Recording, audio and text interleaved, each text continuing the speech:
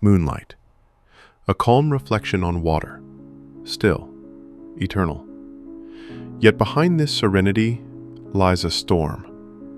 In 1801, Ludwig van Beethoven, a man at the height of his genius, sat before a piano in Vienna, his hearing slipping away, his heart caught between despair and desire. From this silence was born one of the most haunting works ever written, the piece we now call the Moonlight Sonata. Vienna at the dawn of the 19th century, the heart of Europe's music world. Mozart had died just a decade earlier, and the young Beethoven now carried the torch of genius. He was 31, bold, fiery, and already famous for his storming piano performances. But beneath that brilliance, a private battle had begun. Beethoven had started to lose his hearing.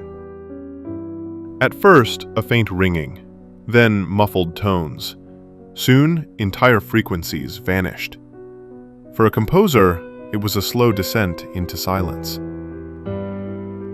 Among Beethoven's students was a 16-year-old aristocrat, Countess Giulietta Guicciardi.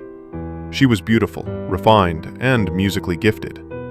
To her, Beethoven was not just a teacher, but a window into passion, art, and freedom. To him, she represented everything he could never have: status, youth, and unspoiled hearing. When he completed the sonata, he inscribed it with her name.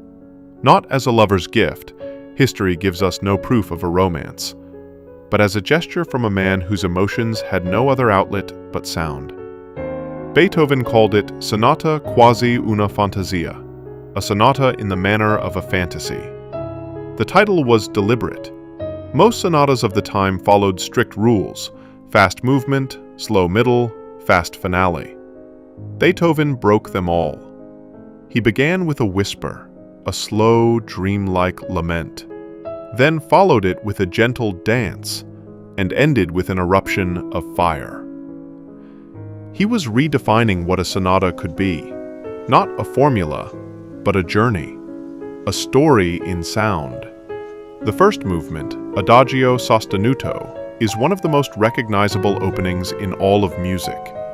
A steady triplet rhythm flows like ripples on water. Above it, a melody drifts, fragile, suspended, eternal. Beethoven marked it, to be played delicately and without dampers. The entire piece is bathed in resonance, every note bleeding into the next like mist. To his contemporaries, this was radical. Instead of a bold statement, he began with stillness, an inward prayer.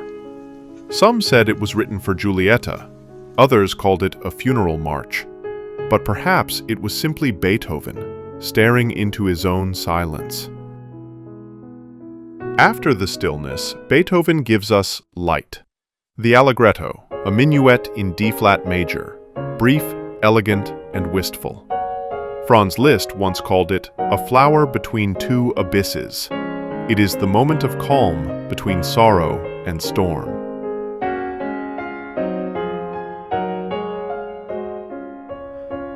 Then comes the presto agitato, a burst of lightning.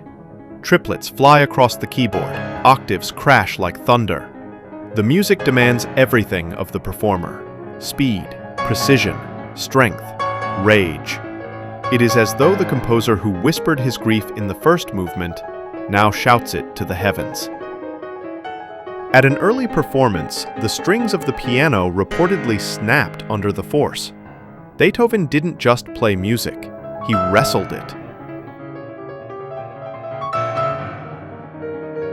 The sonata was published in 1802 by Giovanni Capi in Vienna. On the title page, Sonata quasi una fantasia, dedicated to Countess Giulietta Guicciardi. Listeners were moved, some puzzled. It was unlike anything they had heard before, a sonata that began in shadow and ended in storm. Beethoven never called it Moonlight Sonata. That name came decades later from a German critic, Ludwig Rellstab. He said the first movement sounded like a boat floating by moonlight on Lake Lucerne. The image captured the world's imagination, and ever since, the piece has carried the glow of that quiet lake. In private, Beethoven was falling apart. He confessed his anguish in the Heiligenstadt Testament, that his growing deafness drove him near to despair. Yet he resolved to live, not for pleasure, but for his art. The Moonlight Sonata stands at that very crossroads, between sound and silence, love and loss, resignation and defiance. More than 2 centuries later, the Moonlight Sonata remains one of the most beloved pieces in history. Its melody echoes through film, art, and memory. Yet Beethoven himself never saw it as his greatest work. He once told a pupil, "Everybody talks about the C-sharp minor sonata. Surely I have written better things." But perhaps he underestimated its power, because this was the piece that spoke when words, and even hearing, failed him. The Moonlight Sonata is more than a piece of music. It is a confession whispered through keys, a reflection of a man on the edge of silence. And when the final note fades, what remains is not despair, but the sound of resilience, glowing softly like moonlight on water.